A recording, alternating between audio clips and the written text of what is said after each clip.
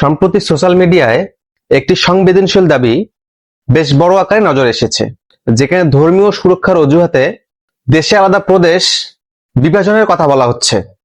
যে কোনো ধর্মের মানুষের নিরাপত্তা এবং নাগরিক অধিকার নিশ্চিত করা রাষ্ট্রের অন্যতম প্রধান দায়িত্ব।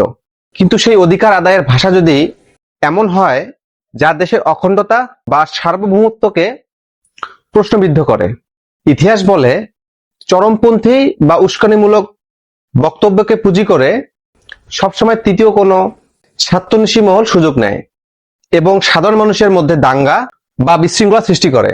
কোনো সুন্দর দেশ বা সমাজকে রক্ষা করতে হলে বিভাজন নয়, বরং কঠোর আইনি ব্যবস্থা এবং পারস্পরিক সম্প্রীতি একমাত্র সমাধান।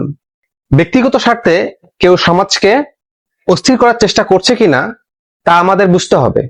বাংলাদেশের এই সুন্দর সাম্প্রদায়িক সম্প্রীতি রক্ষা করতে আপনার মতামত কি? কমেন্টে জানান। ধন্যবাদ সকলকে। দেখা হচ্ছে আগামী কোনো নতুন প্রসঙ্গে। আসসালামু আলাইকুম।